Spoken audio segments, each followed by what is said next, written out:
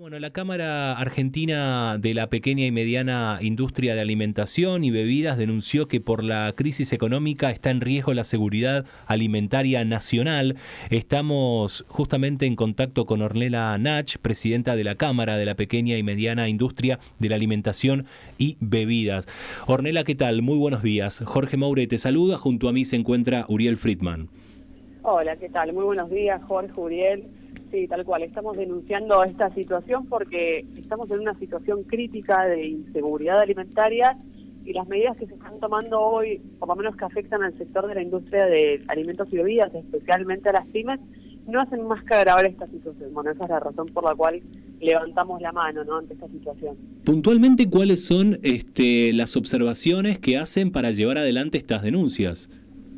Bueno, a ver, primero que nada, el hecho de que nos limiten el acceso a repuestos o mismo insumos básicos necesarios para la fabricación, ¿sí?, para mantener las fábricas andando, pone en jaque, por un lado, el abastecimiento de alimentos, especialmente en las economías regionales, ¿sí?, en aquellos lugares que están un poco más alejados de las grandes urbes, y por otro lado también pone en jaque el empleo de miles de personas. Entonces, esto en el corto plazo quizás no se ve, pero en el mediano plazo y en el largo plazo pone en jaque la seguridad alimentaria, que para el que está del otro lado, a ver, si bien es bastante intuitivo lo que significa seguridad alimentaria, sabemos que todo está vinculado con el hambre, la seguridad alimentaria es un indicador bastante más integral que el hambre, que evalúa, por un lado, el acceso a los alimentos, tanto físico como económico, y también a un nivel cultural, ¿no? Es un poco más complejo. Entonces, todo lo que afecte el empleo, por decirlo de alguna manera,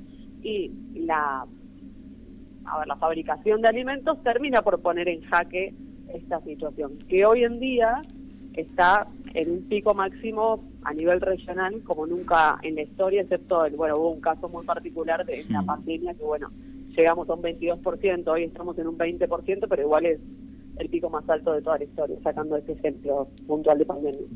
¿Qué tal? Buen día, Ornella, ¿cómo estás? Hablas de posibilidad de desabastecimiento.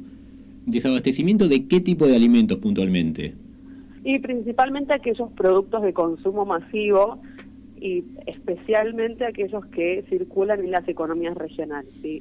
A ver, sabemos que el mercado está bastante concentrado, entonces si las grandes cadenas todavía tienen acceso, no vamos a ver en el corto plazo estos efectos, por eso levantamos la mano y decimos, guarda muchachos, estas medidas en el corto plazo son bastante románticas, no suenan tan mal, pero en el mediano plazo terminan por generar un problema aún peor, entonces de nada sirve tomar medidas cortoplacistas si no se complementan con medidas de desarrollo que no hipotequen el futuro, básicamente. Es muy normal, es muy común, es habitual que en épocas de elecciones se den estas medidas cortoplacistas, que es una estrategia que se usa, va más allá de los colores políticos, pero es necesario que levantemos la mano y que esto no sea a costas de hipotecar precisamente el futuro de todos los argentinos. Cuando hablan de mediano plazo, ¿de qué tiempo estamos hablando más o menos? Y por otra parte, ¿qué medidas de desarrollo consideran necesarias? Y por mediano plazo estamos hablando de no más de 6 meses, ¿sí? Existe hoy un stock y se están tratando de sortear estas dificultades, pero se entiende que de acá a 6 meses la situación puede ser crítica, y como estamos en este contexto que menciono de elecciones, muchas veces uno, no apuesta en el mediano plazo, eso suele pasar. Respecto a las medidas que nosotros consideramos que son necesarias para no tener que atravesar esta situación tan crítica, creemos que es necesario generar verdaderos planes de desarrollo industrial, apostar al valor agregado, a la participación de la pyme, generar herramientas financieras que sean realmente accesibles. Hoy en día existen muchísimas herramientas financieras, se anunciaron muchas este último tiempo, pero la verdad es que no son aterrizables. ¿A qué me refiero con esto? A que hoy en Argentina tenemos una informalidad en el sector económico, más allá del sector de los alimentos, que es elevada. En el sector de los alimentos es aún peor, cuanto más cerca del campo está, se pone incluso más crítica la situación, y esto lógicamente hace que se maneje en gran parte desde la informalidad. El hecho de que las pymes se manejen en gran parte desde la informalidad, pymes y las grandes también, pero que afecta en mayor medida a las pymes, hace que no sean sujetos que puedan acceder a estas herramientas financieras porque lógicamente te piden muchísimos papeles, unos balances, etcétera, y bueno, las pymes no cumplen con esos requisitos. Ornella, Entonces, ¿por qué es tan caro los productos? ¿Por qué tan caro los alimentos? ¿Por qué en esta cadena en donde está la persona cosechando, sacando, no sé, por ejemplo, una manzana y después todos los eslabones hasta llegar a la góndola, hasta llegar al consumidor? ¿Por qué hoy comprar, o no te digo llenar un changuito porque ya es casi una utopía, pero por lo menos comprar 2 o 3 productos es tan oneroso? Bueno, acá hay que hacer un enfoque sistémico, es decir, acá hay muchísimos factores que se conjugan entre sí y terminan generando este resultado nefasto que vemos todos en las góndolas y sentimos en nuestros bolsillos.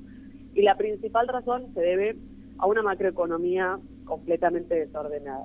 ¿Cómo afecta esta macroeconomía? Bueno, el hecho de tener $14 dando vueltas hace que se generen distintas listas de precios y, seamos sinceros, hoy en día las pymes no acceden al dólar oficial, eso es una realidad, entonces calculan sus costos en un dólar paralelo.